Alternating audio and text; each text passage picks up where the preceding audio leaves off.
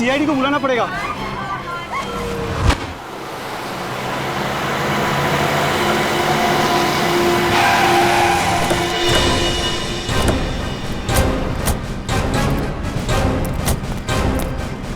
पीछे हटिए। Excuse me, पीछे हटिए। हटिए।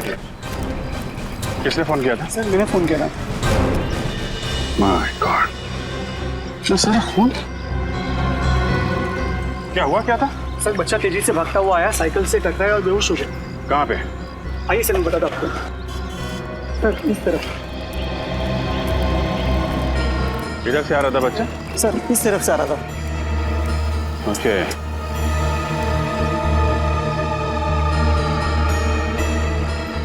सर। हाँ सर लगता है वो खून बच्चे का नहीं है सर। क्या?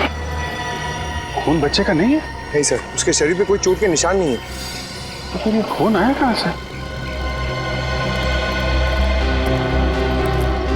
हटना बेटा जी। हटो बेटा। बेटा घबराओ मत बेटा, हैं? आपको कुछ नहीं होगा। हम लोग सीआईडी से हैं। ये खून कैसे लगा आपको? हाँ? हाँ? सर लगता है किसी गहरे सदमे में है, जिसकी वजह से कुछ बोल नहीं पा रहा। सर लगता है बच्चा देख नहीं सकता। पंकज एक काम कर, लड़का इस डायरेक्शन से आया है ना, तुम इस तरफ जाओ और उधर जाके देखो कि कोई एक्सीडेंट वगैरह तो नहीं हुआ है। विनी, बच्चे को फॉरेंसिक लैब लेके जाते हैं। सर उनके साथ भी बताएंगे कि खून का राज क्या है।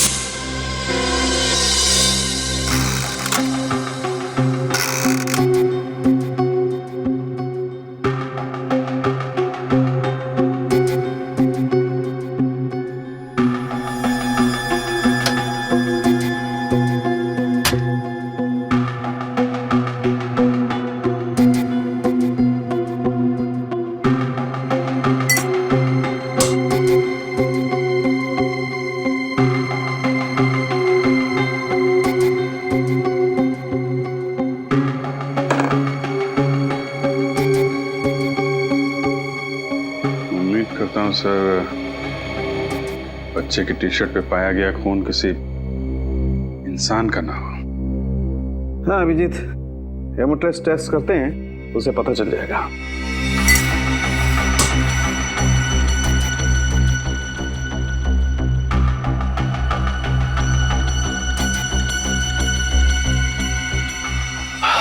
सॉरी अभिजीत, तुम्हारा मनचाहा जवाब नहीं दे सकता। इस शर्ट पर जो खून है वो इंसान का ही है। इंसान का खून है? बच्चे का तो नहीं है ना डॉक्टर साहब? नहीं, बच्चे का नहीं है, क्योंकि बच्चे को कहीं भी चोट नहीं लगी है। Thank God. पर इतना सारा खून आया कहां से होगा? हाँ तारिका। सर इस चप्पल पे जो मिट्टी लगी हुई है उस पर खून मिला हुआ है और उसके साथ साथ घास का तिनका भी। घास का तिनका? मतलब ये बच्चा किसी गार्डन वगैरह से आया होगा। अभी पता करते हैं। तारिका जरा टेस्ट। सर। हाँ श्रेय? सर जिस जगह पर वो बच्चा मिला था, मैंने आसपास का पूरा इलाका छान मारा, कहीं भी कोई हादसा या एक्सीडेंट नहीं हुआ है। हाँ? पुलिस स्टेशन से चेक किया? जी सर, पिछले 15 दिनों में किसी के भी लापता होने की खबर दर्ज नहीं कराई गई है। कमाल है। फिर ये बच्चा आया कहां से होगा? अभिजीत। हाँ डॉक्टर साहब? अभिजीत, इस शर्ट पर एक नहीं 3 लोगों का खून मिला है। क्या? 3 लोगों का खून? माय गॉड,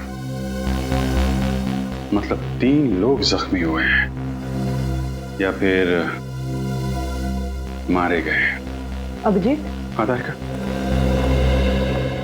अभिजीत इस मिट्टी में जंतु और कीटाणुनाशक दवाइयां मिली है। जंतु और कीटाणुनाशक दवाइयां? मतलब ये बात पक्की है कि बच्चा किसी खेत खलियान से ही गुजरा है। सर उस इलाके की छानबीन करते वक्त हमने वहां कुछ खेत और फार्म हाउसेस देखे थे। फार्म हाउस, घास का तिनका, जंतु और कीटनाशक दवाइयां, फार्म हाउस। वाह तारिका जी वाह, आपने तो हमारा काम आसान कर दिया। भाई साहब, सिर्फ तारिका जी ने आपका काम आसान किया?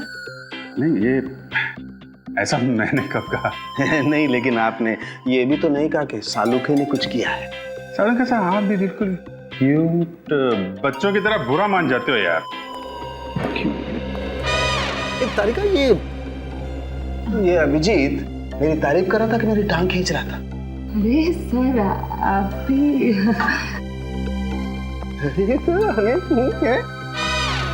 अरे ये सब दोनों के दोनों मिले हुए हैं। सर इतने सारे फार्म हाउस चेक किए, कहीं कुछ पता नहीं चला। हो सकता है यहाँ कुछ पता चल जाए।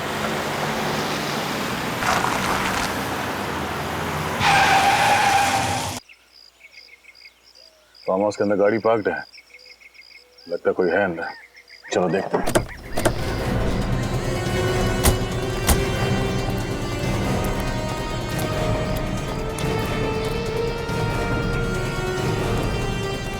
अंदर चल के देखते हैं।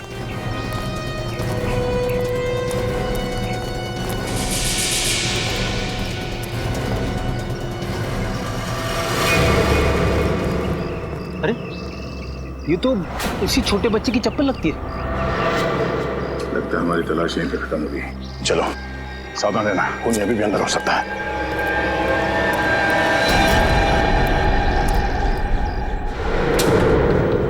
कोई है? हेल्प मी, बहुत दूर से आया हूं। Help me.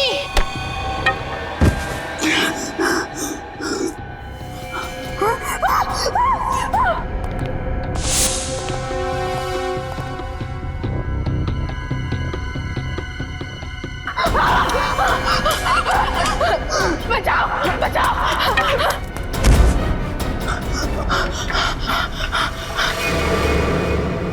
यहाँ तो कुछ भयानक हुआ। देखो घर में कोई है क्या? चली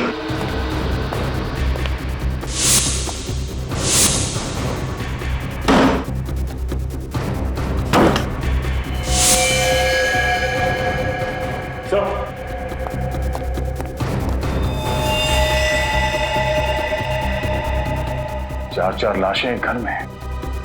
फॉरेंसिक को बुलाओ।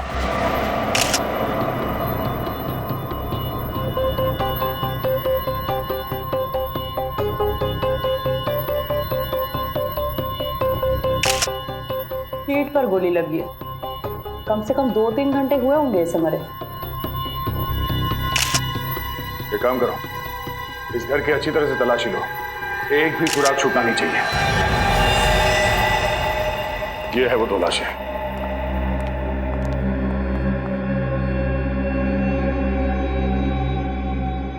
इसे भी ठीक छाती पर गोली मारी गई है, जैसे उस आदमी को कमरे में।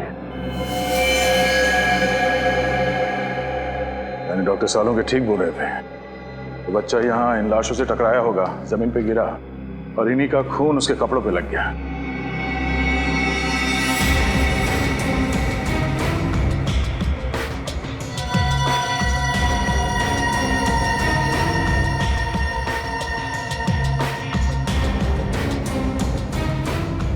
डॉक्टर तारिका, लगता है कि सारे खून इसी गन से हुई है। तो खूनी मर्डर वेपन यहाँ पे छोड़ के क्यों भाग गया? मुझे तो लगता है कि इस आदमी ने खुद अपने आप पे गोली मारी है। इस आदमी ने अपने आप पे गोली मारी है? यानी आप ये कहना चाहती हैं कि पहले इस आदमी ने इन तीनों को मारा और उसके बाद खुद अपने आप को गोली मारी? शायद। सर पूरा घर चेक करिए, तिजोरी अलमारी सब कुछ सही सलामत है। सही सलामत है, मतलब चोरी का मामला नहीं है? सर हाँ, सारे दरवाजे और खिड़कियां भी सही सलामत है। इसका मतलब है खूनी जबरदस्ती इस घर में नहीं घुसा है। हो सकता है ये चारों मरने वाले उस खूनी को जानते हो और इन्हीं लोगों के साथ वो यहाँ इस फार्म हाउस में आया होगा।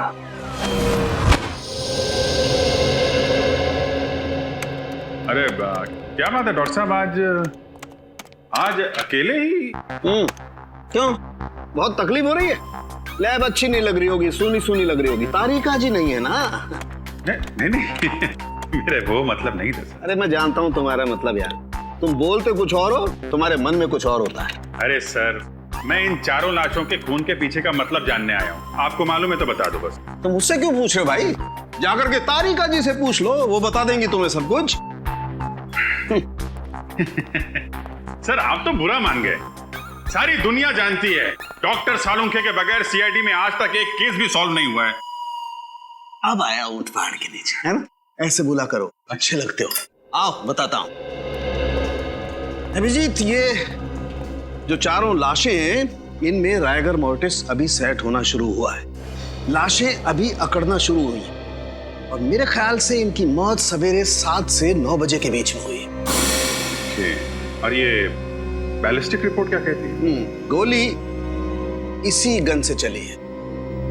चारों की मौत इस गन से निकली हुई गोली से हुई है और इस गन पर खून के छींटे भी हैं। सर किसका खून है ये? सौरभ का खून है। सौरभ को पॉइंट ब्लैंक रेंज से गोली मारी गई है, जिसकी वजह से सौरभ का खून इस पर भी आकर के लग गया है। और एक बात, सिर्फ सौरभ के हाथ पर यहां गन पाउडर के निशान है। गन पाउडर सौरभ के हाथ में?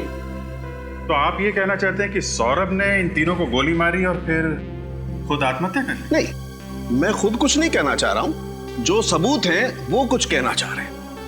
अब एक काम करो, बाकी का काम तुम खुद भी तो करो यार। हाँ ठीक है, करेंगे। हाँ, क्यों नहीं करेंगे? बाकी जो आप नहीं बता पा रहे हैं हम डॉक्टर तारिका से पूछ लेंगे।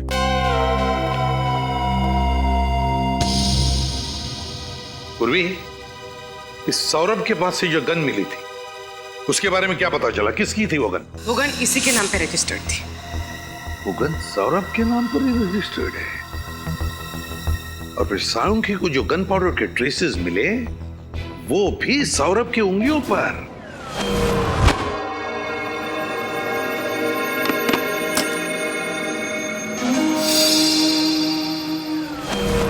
सर ये आनंद की बहन निशा जी आई।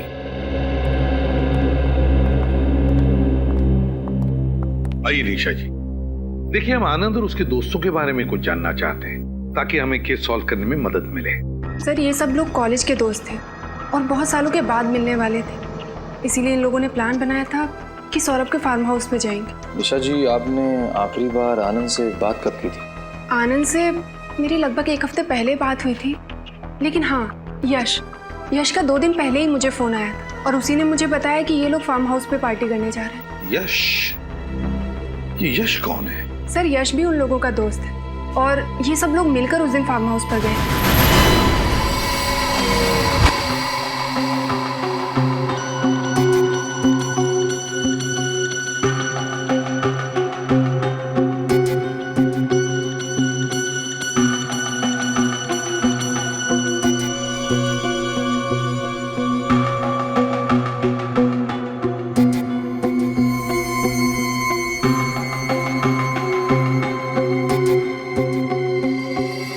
विशाल, आनंद और नितिन, 4 ही लोग तो थे फार्म हाउस पर।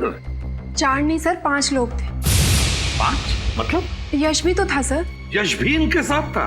लेकिन सर फार्म हाउस पे तो हमें सिर्फ 4 लाशें मिली थी। वही तो। सर तो फिर यश कहाँ गया होगा? और तो और सर उसने किसी से कांटेक्ट करने की कोशिश क्यों नहीं की? यश के टेलीफोन नंबर्स है ना तुम्हारे पास? घर का सेल फोन नंबर वगैरह? हाँ सर।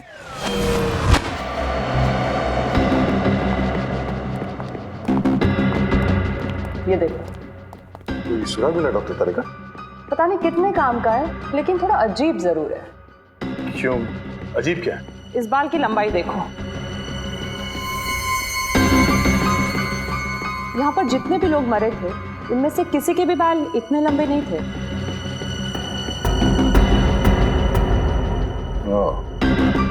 इसका मतलब है इन चारों के अलावा कोई और भी था, या कोई औरत। अब ये तो इस बाल के डीएनए टेस्ट से ही पता चलेगा। हाँ। मोबाइल बंद। मोबाइल बंद आ रहा है? सर हाँ, यश के पिताजी से बात हुई। यश तो घर पे है ही नहीं। घर पर लौटा ही नहीं, सेलफोन बंद आ रहा है, कुछ तो गड़बड़ जरूर है। यश का फोटो है? हाँ सर, 1 मिनट। काम करो, यश का फोटो सारे police station, railway station, bus stand और चेक नाकों पर भेज दो और दया को भी इन्फॉर्म करो। यश का मिलना बहुत जरूरी है, बहुत जरूरी है। सर, ये दवाइयां और प्रिस्क्रिप्शन लेटर मिला है, इस पे सौरभ का नाम लिखा है। सौरभ, तो प्रिस्क्रिप्शन दिया है डॉक्टर मुकेश ने।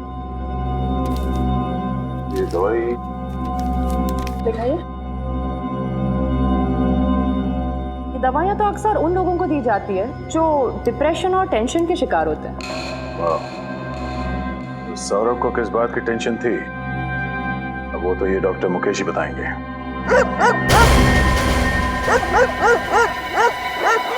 कुत्तों के भौंकने की आवाज पीछे की तरफ से आ रही है, जरा देखो जाके, चक्कर क्या है?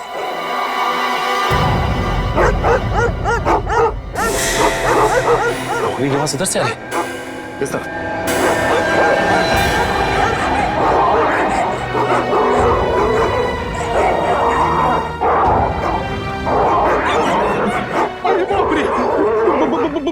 बहुत कुत्ते।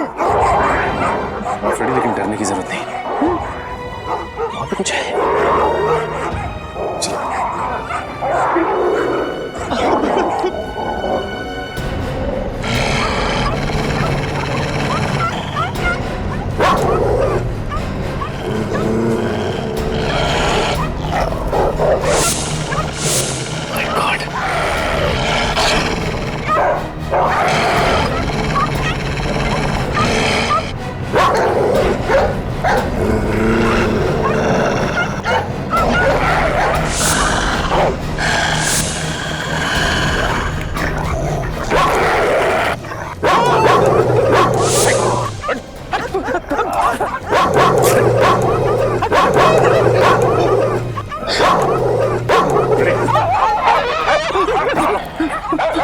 ये ऐसे नहीं मानेंगे।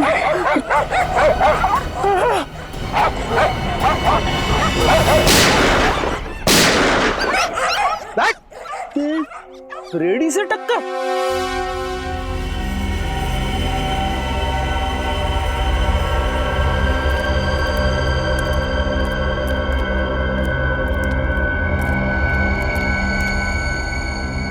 अरे, ये तो यश है, सौरभ का पांचवा दोस्त, जिसे ढूंढ रहे थे, उसी की लाश मिली है।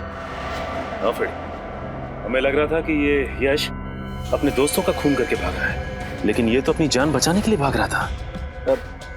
आपको ऐसा क्यों लग रहा है? ये देखो फ्रेडी, ये इसकी पीठ में यहाँ पीछे से गोली मारी गई है और एक गोली यहाँ किडनी के पास। लेकिन एक बात समझ में नहीं आ रही है, ये सारे खून कर कौन रहा है? Sir I.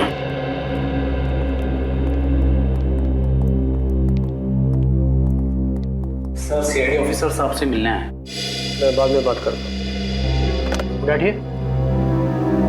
Thank you doctor. Mister Saurabh का इलाज आप ही करते हैं? हाँ, कई सालों। ये दवाइयाँ आप ही ने सौरभ जी को प्रिस्क्राइब की थी? जी हाँ। क्या बीमारी थी सौरभ को? डिप्रेशन, बेचैनी, टेंशन लेना। लेकिन आप ये सब मुझसे क्यों पूछ रहे हैं? दरअसल एक फार्म हाउस में हमें सौरभ की लाश मिली। लाश? कैसे हुआ? पक्का तो कुछ नहीं कह सकते, लेकिन अभी सिर्फ इतना पता चला है कि उसकी मौत गोली लगने की वजह से।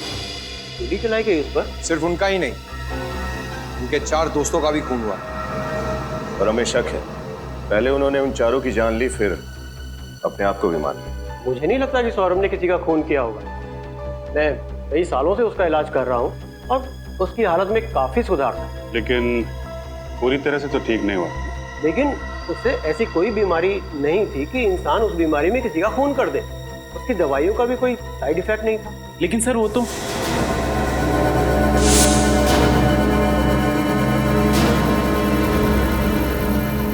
ठीक है डॉक्टर साहब, थैंक यू वेरी मच।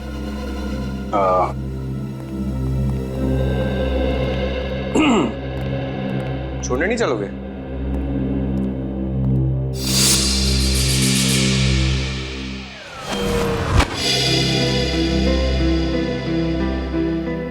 यार, अंदर तुम कुछ कह रहे थे फिर एकदम से चुप हो गए, क्या बात है? जरा खुल के बताओ। नहीं सर, मैं कुछ नहीं कह रहा था सर। देखो, सौरभ के बारे में जो कुछ भी जानते हो मैं बता दूं। देखिए सर, मुझे ये सब मामले में मत घसीटिए सर। मैं गरीब आदमी हूँ सर, मेरी एक बूढ़ी माँ है सर। कुछ नहीं होगा तुम्हें, ये मेरा वादा है। जो कुछ जानते हो सच सच बता दो। घबराओ मत, बता दो सब कुछ। क्या जानते हो? सर देखिए सर, सौरभ जी की सबसे बड़ी प्रॉब्लम जो थी सर, उनका गुस्सा था सर। उनकी प्रॉब्लम हाइपरटेंशन और डिप्रेशन नहीं था सर, सबसे बड़ा वीक पॉइंट उनका था गुस्सा सर। वो उस पर काबू नहीं कर पाते थे सर। हमारे सामने कभी कुछ ऐसा हुआ है? हाँ सर, एक बार हुआ था सर। हमारे यहाँ के एक पेशेंट पे उन्होंने हाथ उठा दिया था सर। क्यों? क्योंकि उनको ऐसा लगा सर उनका नंबर था और वो बीच में घुस गया सर। इतनी सी बात के लिए उन्होंने किसी पर हाथ उठा दिया? हाँ सर। लेकिन आपके डॉक्टर साहब ने हमें ये बात बताई नहीं, क्यों? सर सॉरी सर, मुझे नहीं पता सर। ठीक, तुम जा सकते। Thank you sir. Saurabh ji को गुस्सा बहुत आता था। सारे सबूत भिजवा दिए ना? हाँ सर। चलो सीधे ब्यूरो चलते हैं। हाँ भाई, क्या हाल? अरे सर, आप यहाँ? क्यों चौंक क्यों गए यार? अरे तुम्हारी मदद कर रहा हूँ यार, केस में यहाँ नहीं आ सकता क्या? अरे सर, मेरा कहने का मतलब वो नहीं था। वो हाँ, मतलब की बात करने के लिए आया हूँ। अच्छा ये बताओ कि तहकीकात करने के बाद तुम लोग किस नतीजे पर पहुंचे अब तक? सर देखने से तो यही लगता है कि सौरभ ने अपने दोस्तों का खून किया और उसके बाद अपने आप को गोली मार ली। कुछ ही घंटों में केस सॉल्व कर दिया हमने। कुछ ही मिनटों में बेवकूफ बन गए आप लोग। क्या कहना चाहता है? मैं जो कहना चाहता हूँ दया, वो तुम्हें वहां चल के दिखाऊंगा। आओ मेरे साथ।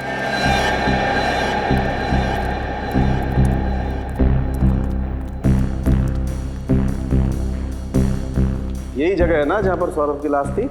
हाँ सर, यहाँ पे। हाँ।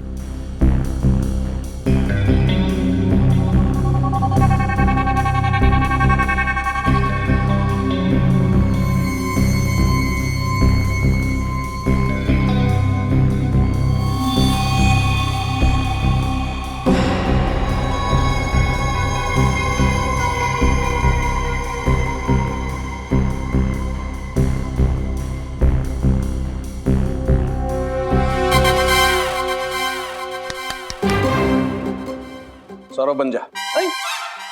यानी कि मैं मर जाऊं? डॉक्टर साहब, मैं इतनी जल्दी मरना नहीं चाहता। अरे यार, ये आदमी हमेशा उल्टा ही क्यों सोचता है? फिर मैं तुझे मरने के लिए नहीं कह रहा हूँ फ्रेडी, मैं सिर्फ ये कह रहा हूँ इस सोफे पर जैसे सौरभ की लाश मिली थी वैसे जाकर के बैठ जा। हाँ। सौरभ बैठा हुआ नहीं था, लेटा हुआ था। लेटा हुआ? तो ठीक है, तुम लेट जाओ।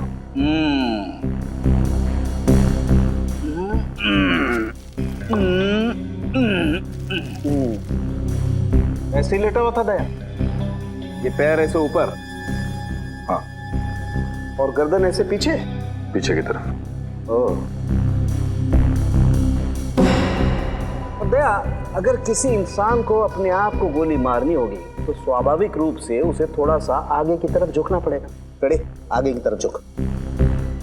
अरे क्या मुसीबत है डॉक्टर साहब? अरे मुसीबत कुछ नहीं है, जो कह रहा हूँ कर, आगे झुकना। कैसे झुकूं? अटक जाऊंगा। अरे पैर नीचे कर यार। हाँ, ऐसे ऐसे, ये। अब जैसे सौरभ ने अपने आप को गोली मारी थी ना, वैसे गोली मार। लेफ्ट हैंड से नहीं, राइट हैंड से। सौरभ लेफ्ट हैंडेड था। नहीं, सौरभ राइट हैंडेड था। वो राइट हैंडेड था, ये आपको कैसे पता चला? दया, मैंने सौरभ का ड्रिंक का ग्लास अच्छी तरह से चेक किया है। उस पे जितने भी फिंगरप्रिंट्स हैं सौरभ के, वो सब राइट हैंड के हैं। इसलिए मैं कहता हूँ कि सौरभ राइट हैंडेड था। ऐसे कोई आदमी अपने आप को गोली मारेगा इस तरीके से बैठ करके, तो खोपड़ी से खून के छींटे जाएंगे वहां, इस तरफ, ऊपर की तरफ। लेकिन यहाँ तो खून के छींटे नहीं हैं, खून के छींटे हैं वहां, पीछे की तरफ। वो तभी जा सकते हैं जब आदमी ऐसे लेटा हो और कोई उसे यहां से गोली मारे। पैरों से। सौरभ की लाश यूं पड़ी हुई थी। अब दया, मैंने अपनी पूरी जिंदगी में किसी इंसान को ऐसे लेट करके अपने आप को गोली मारते हुए नहीं देखा। इसका मतलब है सौरभ ने आत्महत्या नहीं की थी, उसका भी खून किया गया है। बिल्कुल, सौरभ का खून ही हुआ है और किसी ने उसे तब गोली मारी है जब वो ऐसे पैर फैला करके आराम से सो रहा था।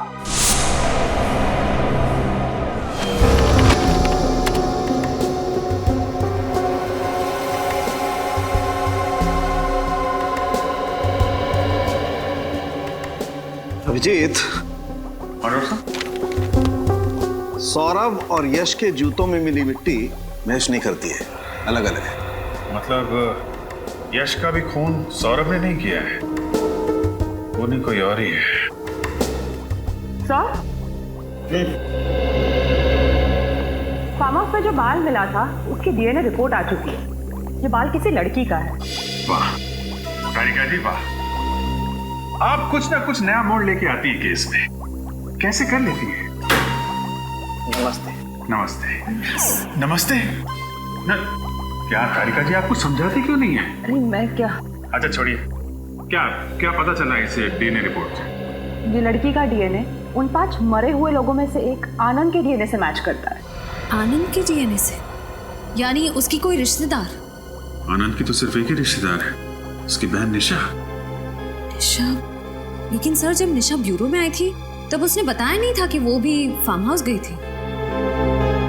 अपराधी अपने आप तो बोलेगा नहीं कि मैंने अपराध किया है, उससे सच उगलवाना पड़ता है। हाँ? अरे कुछ नहीं, मुझे थोड़ा सा टाइम लगेगा। हाँ, मैं बस थोड़ी देर में रेडी हो जाऊंगी और उसके बाद तुम्हारे पास पहुंचती हूँ। हाँ ऑफ कोर्स।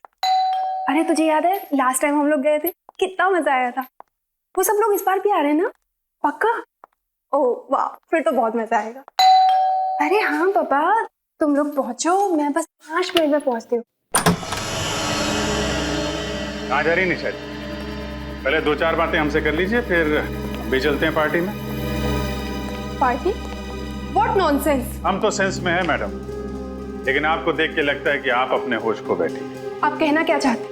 आपको देख के लगता नहीं है कि आपको आपके भाई की मौत का दुख है? ऐसा लग रहा है कि आप पार्टी करने जा रही हैं। देखिए, ये मेरी निजी जिंदगी और मेरी निजी जिंदगी में मैं क्या करती हूँ क्या नहीं, इस बात से आप लोगों को कोई प्रॉब्लम नहीं होनी चाहिए। बिल्कुल नहीं मैडम, लेकिन अगर आप किसी और की जिंदगी के साथ खेल खेलेंगे तो हमें जरूर प्रॉब्लम होगी। लेकिन मैंने किया क्या है? सबसे पहले आपने हमसे झूठ बोला है कि आप उस रात सौरभ के फार्म हाउस में नहीं थी। मैं क्यों झूठ बोलूं? क्यों झूठ बोलेंगे ये आप बताइए, क्योंकि अगर हमने साबित कर दिया तो आपके लिए मुश्किल हो जाएगी।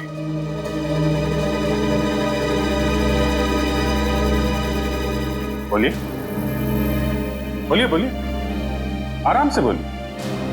हम समझते हैं कि मुंह से सच निकलने को थोड़ा वक्त लगता है। लेकिन आपके पास सबूत क्या है इसका? फोरेंसिक रिपोर्ट है हमारे पास जो साफ साफ साबित करती है कि आप उस वक्त फार्म हाउस में थी। अगर आपको वो रिपोर्ट देखनी है चलिए हमारे साथ ब्यूरो। हाँ, मैं उस दिन फार्म हाउस गई थी, लेकिन इस खून से मेरा कोई लेना देना नहीं। हमें सब कुछ पता चल चुका है निशा जी, आपके भाई के साथ आपकी बनती नहीं थी, प्रॉपर्टी का केस चल रहा था और उसकी मौत के बाद आपका रास्ता साफ हो गया और प्रॉपर्टी आपके नाम हो गई। हाँ, ये बात सच है कि मेरी और आनंद की बिल्कुल नहीं बनती। तो फिर आप वहां फार्म हाउस क्यों गए? क्योंकि सौरभ और बाकी लोगों ने मुझे फोर्स किया, कहने लगे कि इतने सालों के बाद मिल रहे तो तुझे आना ही होगा। मैं गई जरूर थी, लेकिन मैं थोड़ी देर बाद ही वहां से निकल गई। क्यों? क्योंकि उस रात आनंद और मेरा झगड़ा हुआ था और मेरा मूड ऑफ हो गया, तो मैंने वहां से जाना ही जरूरी समझा। ये बात आपने पहले क्यों नहीं बताई हमें? मैं डर गई। मुझे लगा कि अगर मैं आप लोगों को ये बात बताऊंगी तो आप लोग उल्टा मेरे ऊपर ही शक करने लगेंगे। वहां से निकलने के बाद आप कहाँ थे? उसके बाद मैं घर पे आकर सो गई थी। वाह, बहाना अच्छा बनाया ताकि किसी गवाह की जरूरत ना पड़े। लेकिन जब तक ये केस सॉल्व नहीं हो जाता आपको ब्यूरो में रहना पड़ेगा।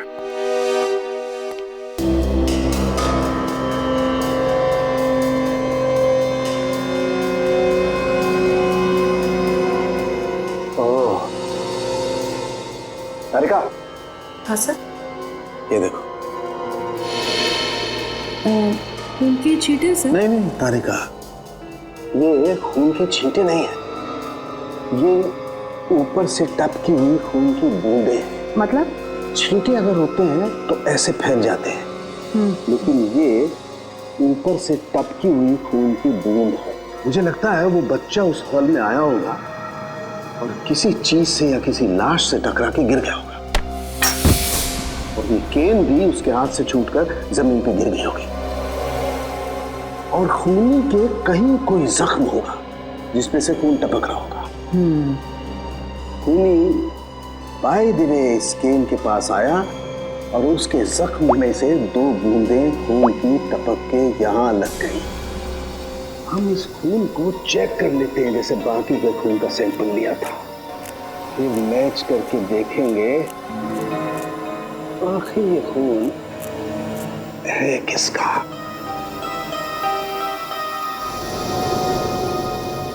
ये देखो तारिका, ये उन 5 लोगों के ब्लड का सैंपल है, और ये खून है जो स्कैन पे लगा हुआ है। एक काम करो, अपने रिकॉर्ड में चेक करो कि किसी से मैच होता है क्या।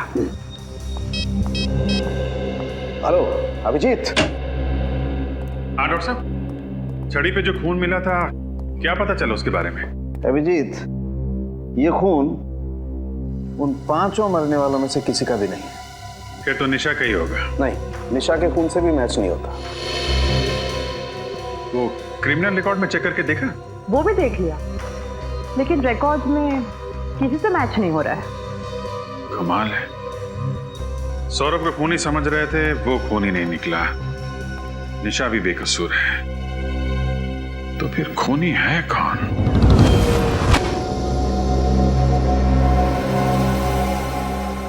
एक बात तो पक्की है कि इन 5 में से किसी ने भी किसी को नहीं मारा और ना ही किसी ने आत्महत्या की है। सर, जिस किसी ने भी ये किया है उसे पहले से मालूम था कि ये 5 दोस्त उस फार्म हाउस में एक ही छत के नीचे मिलने वाले थे। मगर इन 5 को क्यों मारा? 5 को क्यों मारा? ऐसे भी क्या दुश्मनी? सर, ये 5 कॉलेज के टाइम के दोस्त थे सर। मतलब जो कुछ भी हुआ कॉलेज में हुआ, पर अब इन 5 की मौत के साथ वो राज भी दफन हो गया। सर, सौरभ के माता पिता। नमस्ते,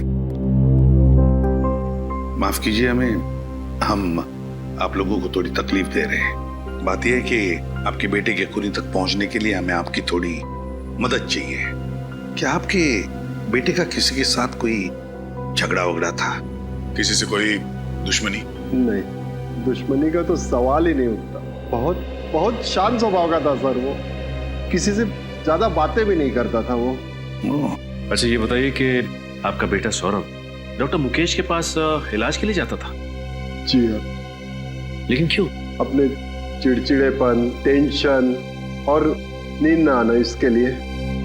मगर बचपन से वो ऐसा नहीं था सर, मुझे आज भी याद है। वो कॉलेज की आखिरी दिन वाली पार्टी की रात थी, बस उसी रात से वो ऐसा हो गया। क्या हुआ था उस रात को? पता नहीं सर, बस पार्टी से आया और सीधा ही अपने कमरे में चला गया। 3 दिन तक वो बाहर नहीं आया, ना कुछ खाया ना कुछ पिया, कुछ भी नहीं सर, कुछ भी नहीं। इसीलिए हमने डॉक्टर मुकेश की मदद ली, उनसे हमारे घरेलू संबंध है। बाद में वो धीरे धीरे ठीक भी हो रहा था। ये सब उसके कॉलेज के दोस्तों की वजह से हुआ। मैंने उसे मना किया था, उसने मेरी बात मानी और उनसे अपना रिश्ता भी तोड़ दिया। तो फिर वो उनके साथ फार्म हाउस क्यों गया था? वो उसके दोस्त आनंद का फोन आया था, बोला बहुत साल के बाद मिल रहे हैं तो आ जाओ, और वो गया, फिर लौट के वापस नहीं आया, लौट के वापस नहीं आया। पूर्वी, जरा इन्हें छोड़ा ना। सर, इन पांचों के साथ जो कुछ भी हुआ उस फार्म हाउस में, उसका संबंध कॉलेज के आखिरी दिन वाले पार्टी से ही है सर। हाँ दया, तभी कुछ तो हुआ है। दया, पता लगाना पड़ेगा इन पांचों के बारे में, पता लगाना पड़ेगा इनके अतीत के बारे में, तभी पता चल जाएगा क्या हुआ था उस रात को। सर, अजीत से फोन पर सारी बात हुई थी। उसने बोला था कि हल्के नीले कलर की टी शर्ट में यहीं पर जॉगिंग कर रहा है और यहाँ पर जो ठेला है उसी के पास मिलेगा। कोई दिख नहीं रहा सर यहाँ। देखते हैं। ये सामने से आ रहा है नीली शर्ट में, शायद यही है, अजीत ही है।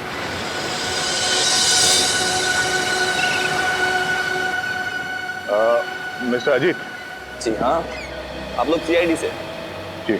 कहिए सर, मैं आपकी क्या मदद कर सकता हूँ? हमें इन पांचों के अतीत के बारे में कुछ जानकारी चाहिए थी, इसलिए हम आपसे मिलने आए। जी हाँ, ये मेरे कॉलेज में थे, सेम बैच। इनमें सौरभ को मैं अच्छी तरह से जानता हूँ। कहिए सर, क्या हुआ? इन पांचों का खून हो गया है। खून? पांचों का एक साथ? आप इन्हें अच्छी तरह से जानते थे, तो क्या आप बता सकते हैं कि कॉलेज के आखिरी दिन में जो पार्टी हुई थी उसमें क्या हुआ था एग्जैक्टली? उस रात, अरे इन पांचों ने तो हंगामा किया था। इन्होंने शराब पीकर गाली गलौज किया था और कॉलेज के ट्यूबलाइट पर शीशे तोड़ दिए थे, इसलिए कॉलेज के डीन ने इन्हें कॉलेज से बाहर निकाल दिया था। तो कैंपस से निकाले जाने के बाद ये लोग कहाँ गए होंगे, कुछ अंदाजा है? सर पक्का तो पता नहीं, मगर ये लोग गुस्से में चिल्ला चिल्ला कर कह रहे थे कि हमें भी इस घटिया पार्टी में नहीं रहना, हम जा रहे हैं सौरभ के फार्म हाउस पर, वहाँ शानदार पार्टी करेंगे। शायद वहीं गए होंगे। ठीक है, आपकी जानकारी के लिए बहुत बहुत धन्यवाद। Thank you. Yes sir. Sir, उस रात ये पांचों दोस्त एक साथ सौरभ के फार्म हाउस गए थे और इन लोगों ने हद से ज्यादा पी रखी थी। उस रात फार्म हाउस के रास्ते में जरूर कुछ हुआ था जिसकी वजह से सौरभ को गहरा सदमा लगा। पता करना पड़ेगा कि हुआ क्या था उस रात।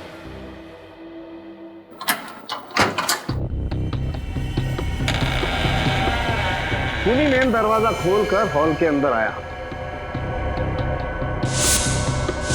जो कि सौरभ और उसके दोस्त या तो बंद करना भूल गए थे या खूनी के हाथ में चाबी थी। सौरभ उस सोफे पर बैठा हुआ था। खूनी सौरभ के पास आया, उसने सौरभ के हाथ में गन पकड़ा दी और सौरभ के हाथों से ट्रिगर दबा दिया ताकि गन पाउडर का निशान सौरभ के हाथों पर आ जाए। सौरभ की चीख सुनकर विशाल कमरे में से बाहर आया और जैसे विशाल कमरे से बाहर आया, खूनी ने उस पर भी गोली चला दी। विशाल को गोली लगने के बाद आनंद और नितिन हॉल में आए। मुझे मत मारो। खूनी ने आनंद को भागने का मौका नहीं दिया और उसके सीने पे गोली मार दी। भागने का मौका मिलते नितिन दरवाजे की तरफ भागा। जैसे वो भागा, खूनी ने उसे भी गोली मार दी उसके पीठ में। यश फार्म हाउस से निकल के जंगल के रास्ते भागा। खूनी ने उसका पीछा किया और उसके पीठ पे और गुर्दे पे गोली चला दी। खूनी लौटकर फिर से फार्म हाउस में आया और उसने अपनी गन सौरभ के पास रख दी। और जब बच्चा फार्म हाउस में आया तो इन्हीं लाशों से टकरा के गिर गया होगा। तभी इन तीनों का खून उसके शर्ट पे लग गया और घबरा के बच्चा यहां से बाहर भाग गया। अभिजीत, जंगल में जहां पर यश की लाश मिली, दोबारा वहीं पे जाकर अच्छी तरह से चेक करो, अच्छी तरह से चेक करो। कोई ना कोई सुराग है जो हमारी आंखों से छूटा है। ढूंढो उस सुराग को। फार्म हाउस शहर से काफी दूर है, पैदल तो नहीं आया होगा कोई। फिर यही वो जगह है जहां से हमें यश की लाश मिली थी सर। यहाँ से एक काम करते हैं, आसपास अच्छी तरह से चेक करते हैं, कुछ ना कुछ तो जरूर मिलेगा। देखो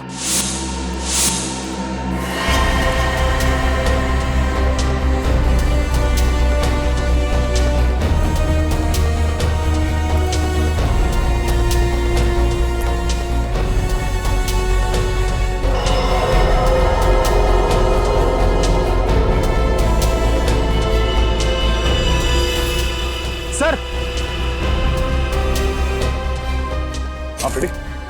ये देखिए सर, शर्ट का फटा हुआ टुकड़ा, इस पे खून लगा है।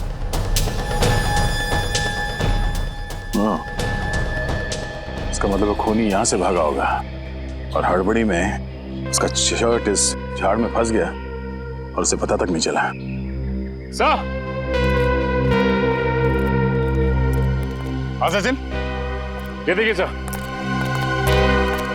बाइक के टायर के निशान से। इसका मतलब है खूनी बाइक से यहाँ पे आया होगा। यहाँ पे बाइक पार्क करके जंगल के रास्ते से वो फार्म हाउस गया और फिर वहां पे खून करने के बाद फिर इसी रास्ते से बाइक पे बैठ के भाग गया।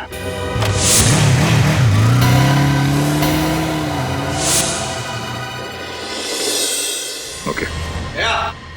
हाँ सर। सर, उस कपड़े के टुकड़े से उसे पहनने वाले का पता चला?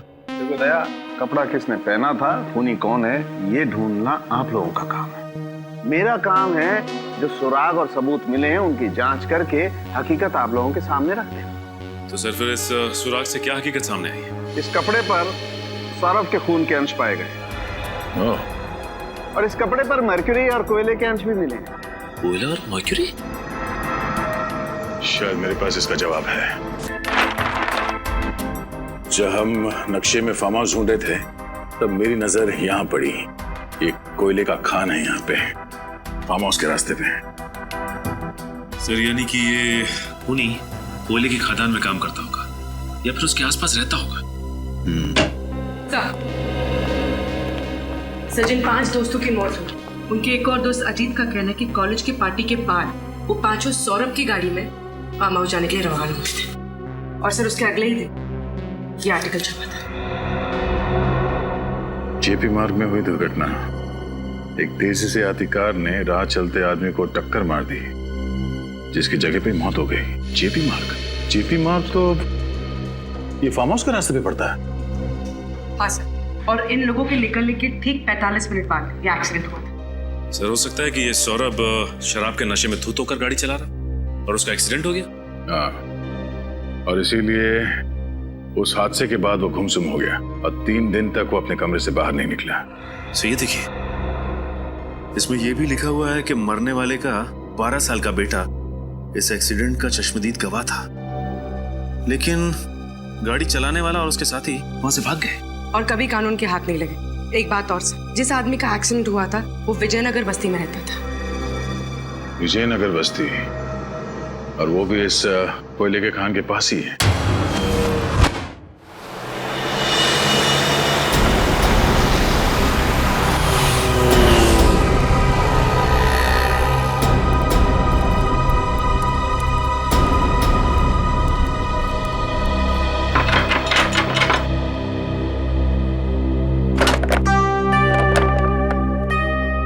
किससे मिलना आप लोग? जी आप ही से मिलना है, हम लोग सीआईडी से हैं। सीआईडी? जी। ये फोटो आपके पति की है? जी हाँ, इनको गुजरे तो 8 साल हो गए। इनकी मौत एक रोड एक्सीडेंट में हुई थी। हाँ, लेकिन 8 साल पहले के केस में सीआईडी को क्या दिलचस्पी हो सकती है? फिलहाल हम एक केस की तहकीकात कर रहे हैं जिसका संबंध आपके पति की मौत से है। मैं कुछ समझी नहीं। इस अखबार के हिसाब से जब आपके पति का एक्सीडेंट हुआ था उस वक्त आपका बेटा इकलौता चश्मदीद गवाह था, है ना? हाँ था तो, लेकिन उसका कुछ फायदा नहीं हुआ क्योंकि मेरे पति के खूनी पकड़े नहीं गए। अब आपका बेटा काफी बड़ा हो गया होगा। जी हाँ, बड़ा भी और समझदार भी। बहुत छोटी उम्र में घर की सारी जिम्मेदारियां संभाल ली थी उसने। आपका बेटा अभी घर पर नहीं है? जी नहीं, बाहर गया है किसी काम से, आता ही होगा। क्यों?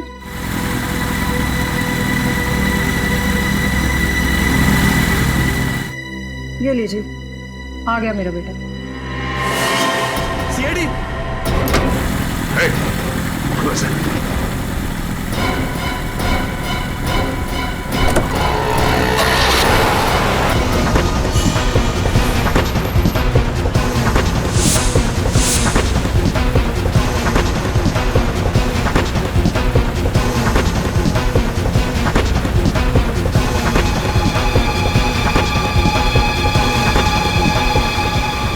बच के जाएगा कहां?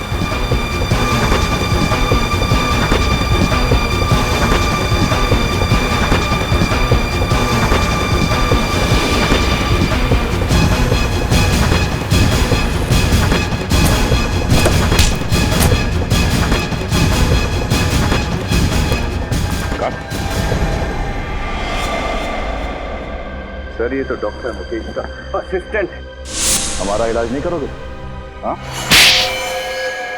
रंजीत, डॉक्टर मुकेश का असिस्टेंट रंजीत, उन 5 लोगों का खून तुमने ही किया है ना? हाँ मैंने ही खून किया है, लेकिन मुझे इस चीज का कोई पछतावा नहीं है, क्योंकि उनको जीने का कोई हक नहीं था। क्योंकि उनकी वजह से तुम्हारे बाबा की एक्सीडेंट में मौत हो गई थी। हाँ? हाँ, मेरे बाबा ने मेरे आंख के सामने दम तोड़ा।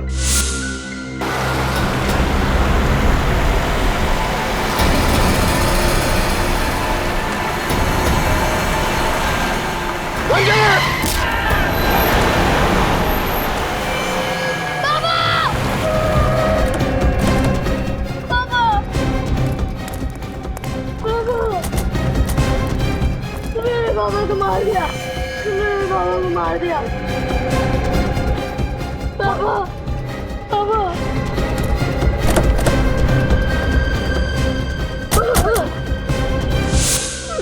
मैं उन्हें बचा भी नहीं सका, लेकिन वो 5 लोग बचा सकते थे। वो 5 गाड़ी से नीचे उतरे, मेरे पापा को तड़पता हुआ देखे हॉस्पिटल लेके जाने के बजाय वापस गाड़ी में बैठ के भाग गए। और इतने सालों के बाद भी तुम्हें उनका चेहरा याद रहा? हाँ? एक एक का चेहरा मेरे आंख के सामने था, और अचानक एक दिन सौरभ मेरे सामने आ गया।